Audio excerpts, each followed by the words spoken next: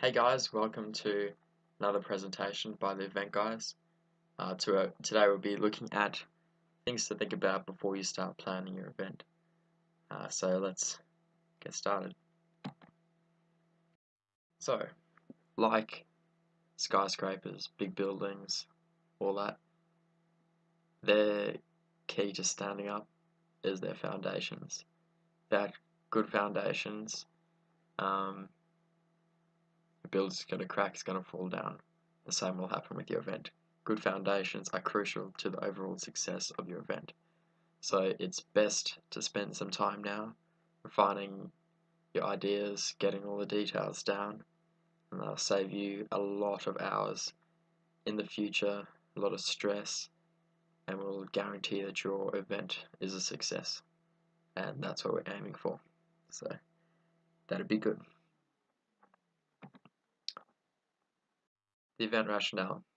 This is where you explain why the event is being conducted and what it is aimed to achieve. From here, you're able to have a clear objective to work towards. So this is sort of defining what you want your event to be like, what it's for. If it was a birthday party, obviously you want it to celebrate the birth of your son or friend or whatever, and just have a good time. And you will work towards that. So that's what you do there. Attendees. So now that you know what your objective of the event is, it's time to decide on who will be attending your event. If your event will be public, you'll need to define your target market and how you plan to market your event towards the desired audience. If desired, you'll have to create and send out invitations to the chosen attendees, including all relevant information such as a date, time, and an often overlooked element, the dress. Guys, please make sure everything is on the invitations. There's definitely one shortfall a lot of people have when they're sending out invitations. Knowing your target market, what they're into, the interests, will help with advertising towards them. If you're planning something such as a farmer's market or one of those, you need to know what your audience is into to make sure it's a successful event.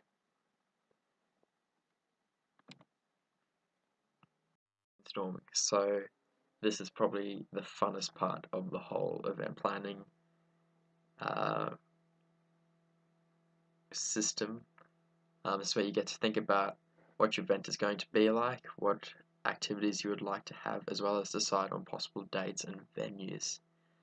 So be sure to think of the number of people who are intended to attend, and be sure to cater for them when making decisions when it comes to catering and the venue. Ask yourself if you can cater for events such as rain and extra attendees. So this is probably one of the most in-depth parts of the whole event planning. You really need to get into the nitty-gritty stuff of how it will work.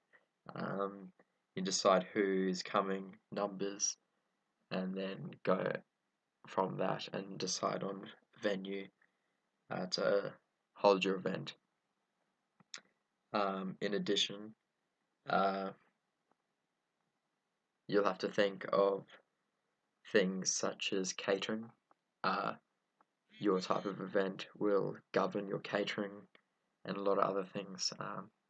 You could need sound, lighting, stage, musicians, stalls, you name it, you need to organize it. You're the one, it's not going to happen without you.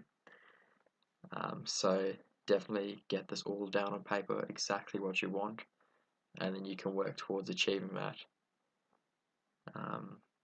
But yeah, you really need to get in detail and think of everything that you'd want that needs to be organized. And parking. Well, remember, parking is important. Make sure people can get to the site and that they're able to park, because there's nothing worse than not being able to find a park and then your whole day is off to a bad start and people will be grumpy going to your event. So it's brainstorming. event summary. So this is the last part of the getting started part of it, your event. This is where you combine all your ideas together and provide a brief description of your event, including its name, date, time, activities, and objectives. So now you finish this first part of your planning before you get started, and you should now know the name of your event, when it's going to be, what time it's going to be, what sort of activities you want to run, venue, catering, parking, organisation, all sorts of different elements that could affect your event, and write it down in a brief summary that can be given to people who are helping out or who need to be informed so they know what's happening. So yeah, this has been another presentation by the event guys, and I wish you luck on the rest of your planning of your event. Cheers.